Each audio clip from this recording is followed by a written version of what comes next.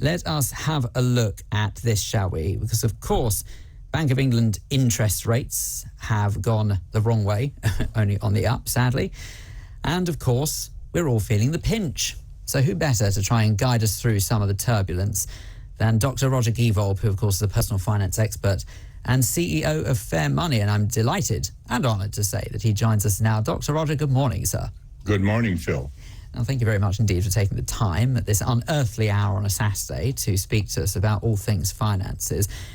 You've been understandably getting quite up in arms about the interest rate rises, but perhaps you'd be so kind as to explain for those who maybe don't completely understand what is going on with our fiscal situation in this country, maybe a bit of background from you.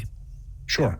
Well, I mean, perhaps like me, you're growing weary of all the technical jargon being thrown about regarding the recent Bank of England interest rate rises. We just had the largest rise in 27 years, the sixth rise recently, and we're now at 1.75% per annum interest rates, whereas about a year ago we were at 0.1%. Goodness.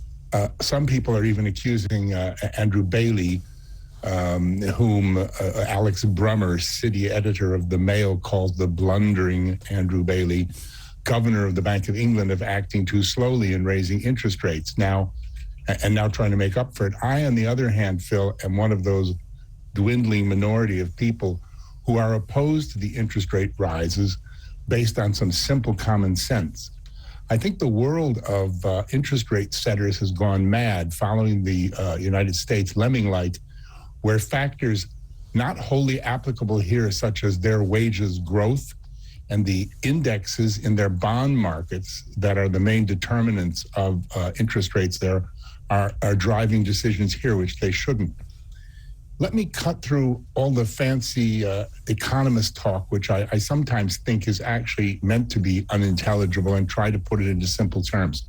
Yeah, thank you. Because actually, Roger, you raise a really valid point there, because I do believe that the main reason that a lot of people don't act in the best possible way is because they don't understand all of the bluster that goes around these sorts of situations. They hear people saying, okay, scary times, interest rates are rising and wages are not rising with inflation, so on and so forth. But they don't truly understand what that means, and thankfully you do. Well, I mean, I think there's a reason for that.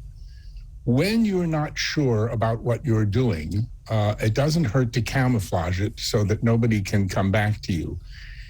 The Bank of England, Mr. Bailey and his colleagues are, I believe, raising interest rates because that's how you combat inflation when the price of things shoots up and wages shoot up. And you raise interest rates so that people don't take their rising wages and keep spending to buy those more expensive things. You raise interest rates when inflation, which simply means prices are skyrocketing upwards, is out of control because the cost of materials and services, things, plus wages is rising too quickly and people are spending too much too fast. Now, it should be totally obvious to anybody that that is not the case here in Britain and many other countries. Wages are not rising. I was going to say, wages certainly don't feel like they've been rising to me anytime recently. Well, Mr. Bailey is making a bet that wages are going to spiral upward, so he's raising the interest rates to tamp everything in the economy down. It's completely wrong. You're absolutely right.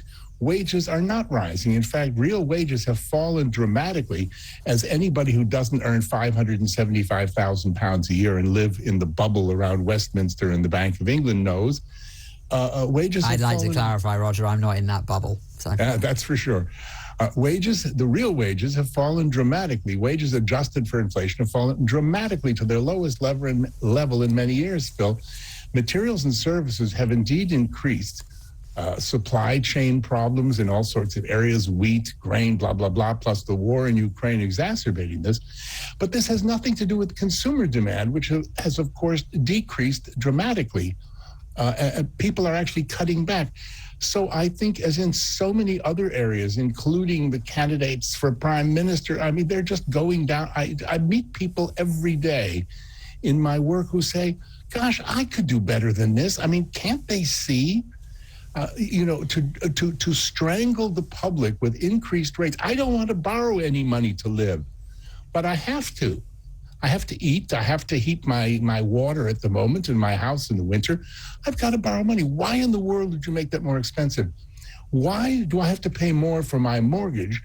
And the banks are taking advantage. They're actually doubling people's monthly mortgage payments. That's a hell of a lot more than the Bank of England increase even.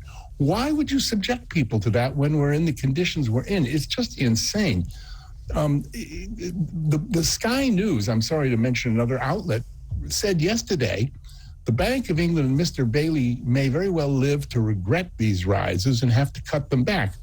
So it's just simply insane at a time like this, but everybody's so panicked by predictions of accelerating inflation, soon to be 13%. And by the way, again, Mr. Brummer, the editor of the Mail, points out that there are plenty of firms of city economists that say that Mr. Bailey is wrong yet again. He's been wrong so many times. The Bank of England's projections are wrong. And Liz Truss is even going to get the Treasury Select Committee to start looking at maybe cutting the rule that says the Bank of England is independent from the government so that there could be some coordination. Roger, I have to say, I'm so sorry. We're rapidly running out of time here, and we've got Russell Quirk in the studio as well, Sure. who's been listening with intent to what you've been saying. And Russell, I believe you wanted to chime in. Gents, I'm very sorry. We have to be quite quick with this. But Russell. No, Roger, in fact, you kind of partly answered my question, which was going to be, do you agree with Liz Truss that the mandate of the Bank of England in terms of their 2% inflation target should be scrapped, or at least amended? Totally. You do? Totally, because his mandate is 2%. He went to 4% and was holding it there. Obviously, it's not his fault that it's gone to 9%, may go to 11%, may go to 13% if you believe his predictions. Of course, it's not his fault.